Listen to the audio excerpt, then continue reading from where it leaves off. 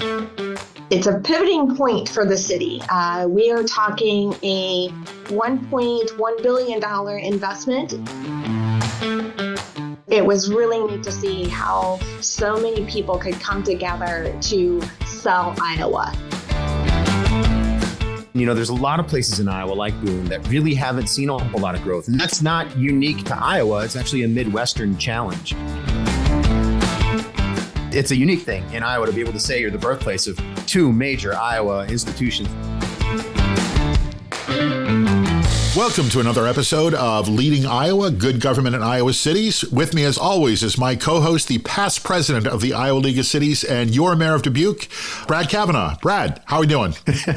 Everybody's mayor of Dubuque. Yes, thanks, Dave. I'm doing great. Everybody's mayor of Dubuque. Yes, you are the mayor for all the people of Dubuque, are you not? I am. Absolutely. There you go. Yes, of course. We care about all of our citizens, no matter whether they voted for you or not, right? You have to. Absolutely. Yeah. That's the rule. That's being a good mayor. I enjoy doing it. Now, we were going to have a little chat before we started recording, and you said, I can't, I'm at a track meet. So my first question is, how did you do at the track meet? Did you win? No. I mean, winning track meets is hard. So, and let's just be really clear about this. I was not running. Oh, my mistake. My mistake. In my life. So I was not running at a track meet. No, this was my youngest son, and it was great. Yeah, it was a great night for track in Iowa. That's for sure. All right. Well, he's much faster than you. Yeah, absolutely. Got a PR last night, so we're all good. All right, good. So who do we have with us today? Who are we talking to? Today, we are talking to Ondrea Elmquist from Boone, Iowa, the city manager. Ondrea, welcome. Thank you for having me. Absolutely. We're glad to have you here. So let's get started. While Brad has made me an honorary Iowan, I confess I have not been to Boone. Tell us just a quick thumbnail. What's your city like for people who haven't been there, and what makes Boone cool? Well, we're a hub of recreation. We have Ledges State Park that's great for hiking and streams and all kinds of fun things there. We have what I call the ski hill. It's called Seven Oaks. We have that as skiing, dirt bike, off-roading kind of things during the summer. We have the railroad. We have the rail explorers.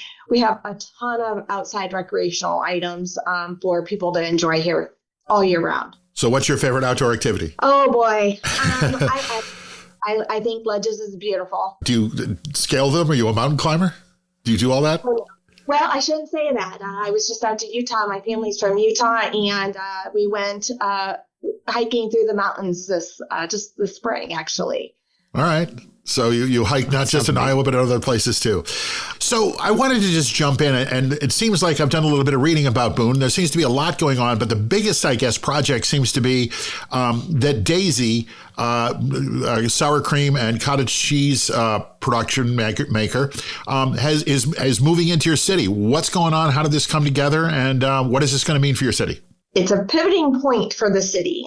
We are talking a $1.1 billion investment into this facility. You said $1 billion with a B. Yes, billion, $1.1 billion. Okay. A 1.2 million square foot facility that will house about 255 jobs at full operation is what we're expecting. It will, of course, when you have that big of a facility come, you have ancillary businesses that will follow. We are talking 43,000 cows that will be needed to be milked per day in order to 43. Okay, I'm from Brooklyn. I got to stop you right there. Brooklyn, New York, not Brooklyn, Iowa. 43,000 cows. Stop that. 43,000 cows. How many cows do you have now? Do you need more cows? As of right now, they have what they need to get started. They are not in Boone County. They will be, the dairy product will be shipped from Marshalltown area. Okay. Yeah, they've got that all lined up. That was all kind of the process of making sure that Boone was the great location that we could meet all their needs. This was a joint venture between Ames Regional Alliance, the state of Iowa, the city of Boone, Daisy, of course, to make sure that we could get all the financials to work out, all the supplies needed to work out, and make sure that we were the right location for Daisy. Before we go any further, I want to blow Dave's mind just real quick a little bit further. So you said 43,000 cows. How many people live in Boone right now? 12,400. There you go, Dave. Oh, That's uniquely Iowan fact there for you. oh my. So I have to ask you a very important question. When you have a baked potato, do you always, or are you going to always put sour cream on your baked potato? Absolutely. And you can only use Daisy cottage cheese. It's quite funny. You go to the stores here and it's actually hard to find Daisy cottage cheese sometimes. It's Wow. Because it's selling out. Wow. So this is honestly, though, in all seriousness, this is absolutely amazing. I mean, for Boone, this is huge, is it not? This is like one of the biggest things probably to happen for a city of the size of Boone for quite a while. So could you just talk a little bit more about just how transformative like this really is and really the regional collaboration of it? Because I heard you say, you brought Ames together, the regional alliance there. You're right next door to Ames, right next door to major university in Iowa, the state of Iowa coming together. This is really good government at work, collaborating to get this done. Absolutely. In order to get Daisy here, we partnered with Iowa State, Ames Regional Alliance, actually even businesses in the area. Fairway was a big component to the selling point of coming here. It was really neat to see how so many people could come together to sell Iowa. Regionally, in regards to how it's affected Boone, Boone hasn't grown in over 100 years. We have been approximately the same population for over 100 years. And what this has done is we had 170 housing building permits last year. A lot of those were leased units. However, we have now two new, or we have one that's ready to be built on. The lots are ready to be sold. And we have another housing unit that is single family that will be breaking ground yet this year, and hopefully even putting in some homes this year by the end. So that's big. That's really big. Yeah, absolutely. So which comes first? Does the Boone factory for Daisy come first, or does the people that can work in the factory come first? How does that play out? I think it's a interesting combination. I think you have to do it simultaneously. As soon as we had some of the housing stuff already in the works in regards to tax force housing credits. We had a LMI project just north of the town before we even had the Daisy contract in hand. But now that we have it, we have to get the houses here so that we can attract those Daisy employees to come and live in our community so that we're not losing those employees to other communities surrounding us. Brad, did you want to jump on that, or did I ask the right question? No, that's a great way to ask. Because, this is a big question for a lot of cities, I think, that we deal with it in Dubuque. It's a question of, because we are, for our situation, we're growing a little bit, but it's like sort of a trickle, but we're one of the few places in Iowa that's been growing over the past decade. But as you mentioned, there's a lot of places in Iowa like Boone that really haven't seen a whole lot of growth. And that's not unique to Iowa. It's actually a Midwestern challenge. So this idea of how do you draw people in, and then how do you draw the companies in is sort of the question that everybody's trying to figure out, which one comes first. And it was interesting because I was actually at a tourism breakfast this morning, and the discussion there was the fact that companies really are following people. People can live anywhere they want these days. They can go wherever they feel there's a high quality of life and those types of things. And companies are recognizing that in many ways too. So it's sort of adding a whole new twist to that equation in a lot of ways. But I think it speaks to the need to work together. And that's the reason that I asked the question the way I did, because I personally don't think that it's really all that possible for our cities in Iowa to be out on our own to try and draw, companies in and draw people in. We need the help of our state government, our regional partners, other cities that are next to us. And it sounds like that's what's really happened in Boone. Yeah, we would not be able to meet the needs of Daisy if it wasn't for the help of the state and Ames Regional Alliance and so many people dealing with the infrastructure needs that Daisy needs in order to become operational. That has been not only even at the state level, but even at the federal level. Their water tower is 170 feet up in the air next to our airport. So we had to have the FAA approval to do that. So that took some state help and some Ames Regional Alliance help, and of course Daisy and engineers to work with the federal government and our airport to make sure that we can make that all work. So As a non-government employee and non-mayor, here's a question that I have that probably a lot of people have when they see things like this, that, you're giving Daisy tax credits, and then there's, tax credits that the state and the feds are giving to attract this, this huge corporation to come in. Explain to me, and Ondrea, you can take it first, and then I'm sure Brad will have a follow-up response to this. When people see, why are we giving these companies tax credits to come and do the work that they need to do? Explain why that's a good use of government dollars. Well, I think that tax dollars is only one piece of the pie. When you bring in a company like this, you have the property taxes from the residential homes that's going to be increased. You have local option sales tax. You have hotel and motel tax. You have the ancillary businesses that come with it. You have the recognition from the entire state, if not the nation. There's so much to it more than the tax credits. And the way we worked it is that only the first 3 years is at 100%. For the remaining 17 years, we get about 24% of the property taxes, and the rest is abated. So we still have enough money to, say, hey, we're bringing something in. You also have the water and the sewer rates. They're going to be using a very large amount of water and sewer. So those will pay for the infrastructure itself. Some of that infrastructure was needed even without Daisy, because our plants are getting older, our infrastructure is getting older. So although we knew that this infrastructure needed to be looked at, Daisy was the reason why we moved forward with it, because we knew that money was coming in and it shouldn't burden our taxpayers and our users on the end. Brad? Yeah, and that's what you just said right there, I think, is one of the most important pieces, is that a lot of the infrastructure that we have is already aging in a lot of the cities in Iowa, cities that aren't newer, cities that have been around for a long time. And, we need to keep it up, and we have to do that. And somebody has to pay for it. And I think when we have this opportunity to have companies come in, it's not just an excuse to do that work, but it is the sort of the extra incentive to be able to get it done. And that's a total benefit to the residents of Boone and the future residents of Boone. And that's, I think, the other big piece in my mind when we think about these projects as cities, is that we are all playing the long game here. If Ondrea is good at her job, she's actually not even thinking about how it's going to benefit her at all. And I'm in the same way. What you're thinking about is, what is this going to do for the next generation of people who choose to call this place home? What's this going to do for the city of Boone 50 years from now? And that's, I think, the big question that you're asking when you use these tax incentives to do it.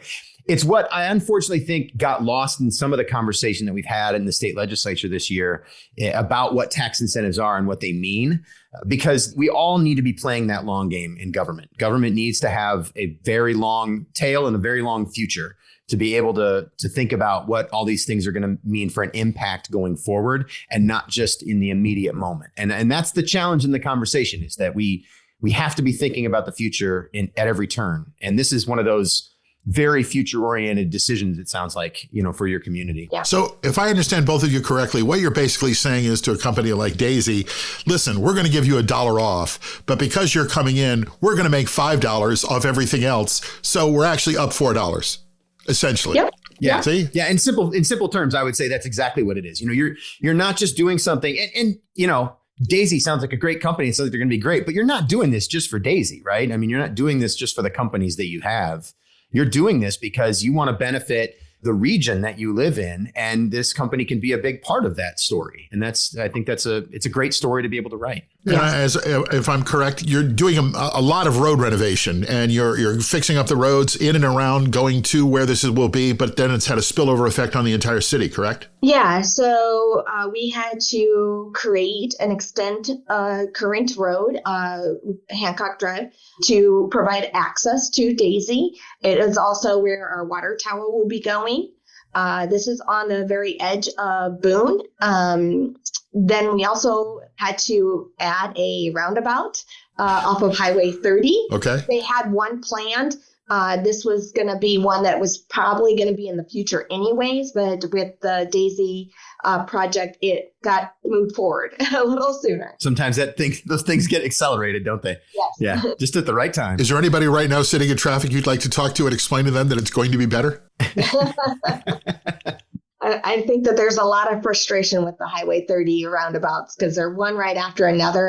And to be honest, I think clear across the state, whenever somebody says roundabout, it's kind of a dirty word. People don't like. Well, people listen to podcasts in their cars, and if they're stuck in their car and you want to make them feel better, tell them now. Yeah, it's going to get better. Yes. Yes, and the DOT has been great. They've had community events where they've come in and they've tried to explain what our plan is. The roundabout that will be on Highway 30 in Sneddon is actually the largest roundabout in the state of Iowa. So cool. We'll be a little bit of a guinea pig for the DOT. But yeah, it'll be exciting. And I see that I read somewhere that the Economic Growth Corporation put aside 210 acres of land for future development for business. Can you explain, what that's going to be all about and any pushback that you're losing a little farmland? No, not that I've heard. More of the concern is that, let's go back to your first question is, yes, the Boone County Economic Growth Organization has an option on 210 acres. It is just north of the Boone Airport and Daisy facility. It is east of town. It's kind of where we are kind of focusing our expansion of our community. And for the most part, we have not. The concern that we have heard is about a data center. Not very popular right now, are they? It's not popular, and that is not what is going there. We don't know what's going there. It is just land that we have identified as our next area that we would like to develop. Gotcha. Well, before we got started, Brad and I were talking a little bit, and I said, what do you know about Boone? And he said, oh my God, there's so much cool stuff there. It's like history, there's railroads. So I will let the Iowan in this conversation take over. And, pretty impressive history in Boone. Tell me about it. Yeah, I want to learn more because I thought it was actually kind of fascinating. I'm going to be completely honest. I didn't know hardly any of this history. And I have not spent a whole lot of time in Boone myself, but I have been through and I knew a little bit about the railroad history, but let's talk about that first, because it's a big part of Boone's history is the connection of really the country in the Midwest through Boone with the railroad, which was a big part of just Iowa history in general. But tell me a little bit more about that. Yeah, so we have the Union Pacific Railroad, the main railroad that comes through our town. But in addition to that, we have, I would call it the tourist side of the railroad system. Boone Scenic Valley Railroad is here in our community, and we do a tourism train ride. We have Tom's the Train that comes every September. And in addition to that, we have spur lines that we can come off of the railroad. So we supply Ag Certain, a major employer here in Boone, along with several other companies that can get their product off of the railroad, and it saves them money and time, and it's a great economic boost. Yeah, it's so interesting being at such a strategic point in on the travel of things like goods and everything that's happening there. But that's really important. But the other thing that I learned that I had no idea, you're the birthplace of Casey's. Yes. Yeah. And we have 3 Casey's here. In Boone, there are 3 Casey's. That's incredible. 12,000 people, and we have 3 Casey's. Wow. And I had to inform Dave of how important Casey's was. I was just sitting here quietly in the corner, and you had to pick on me. Go ahead. Yeah, it's of major importance. I mean, it really is. All right. And then not only that, but you were the birthplace of Fairway as well. Yep. Fairway headquarters was here up until just a couple years ago. We still house their warehouse. They are actually doing I believe, an $8 million expansion to their freezer just right outside of Boone here. Yeah, Fairway is a big supporter of Boone. We really appreciate all their business and their support in our community. That's just it's a unique thing in Iowa to be able to say you're the birthplace of 2 major Iowa institutions that people just know so well. I mean, if you watch any sporting event at all, you're seeing a lot of Casey's and Fairway commercials. So I just thought that was a really interesting fact about Boone that I just learned recently. All right. So I guess we got to go take a ride on the railroad, I guess, next time, Brad. Yeah, I think that's our next trip, Dave. Yes, that's what we're doing. Yes, I think so. Well, we have a little questionnaire we put together just to get to the heart of your Iowa feelings. The first question, is easy. What makes Boone just a true Iowa city? I think that we have the Midwest kind, welcoming community.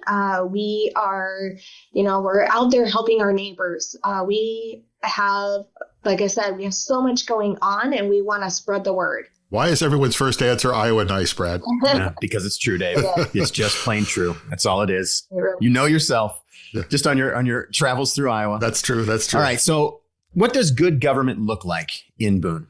I think good government is being fiscally responsible. And I say that because I spent my first 23 years of my career as the finance officer here.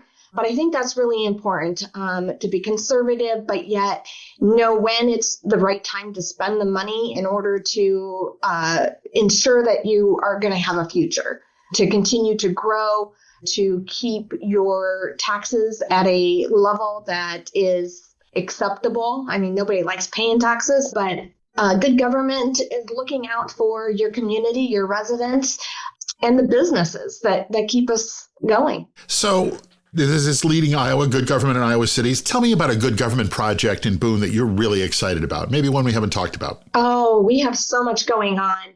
And I think that's just learning and figuring out where our next step is. So the housing developments are exciting for me. I've always kind of had a little soft spot for real estate.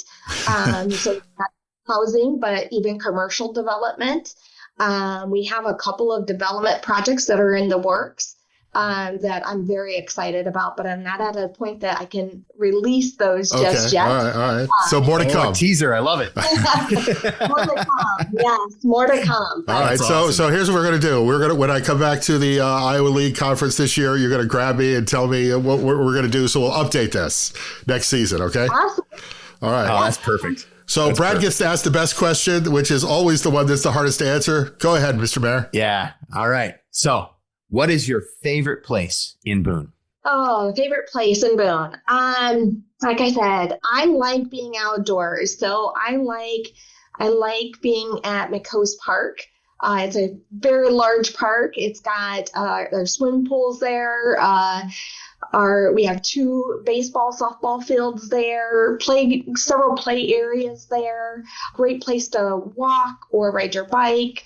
There's just so much to do there that you could go every day of the week and do something different. Sounds good. Sounds like a great place. I have to visit one of these days. All right, Brad. So have you learned how to bring a major industry into your town now from talking with Ondrea? I believe I have, Dave. Good. Yes. All right. Well, this whole show is to make Brad a better man. So there we go. Yes. Updates this summer. Ondrea Elmquist, awesome. Thank you very much for joining us. You're the city manager of Boone. Sounds like a lot going on and a lot of good government in Boone. So we appreciate that. As always, my co-host, your mayor of Dubuque, Iowa, Brad Cavanagh. Brad, see you next month. We're going to go. We'll go to another city and find out what's going on there. Sounds good. Thanks, Dave. Thanks, Ondrea.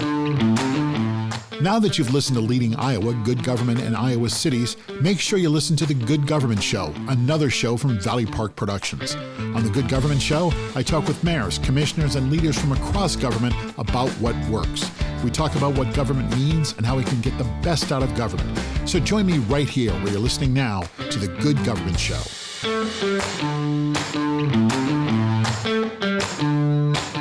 That's our show. Thanks for listening. Join us again right here for the next episode of Leading Iowa, Good Government in Iowa Cities. Make sure you like us and share us with your friends. Follow us on Facebook. Leading Iowa is a Valley Park production in association with the Iowa League of Cities. The show is executive produced by Katie Wheeler and Brad Cavanagh for the Iowa League of Cities. Jim Ludlow, Dave Martin, that's me, and David Snyder are executive producers for Valley Park Productions. Our show is edited and produced by Jason Stershic.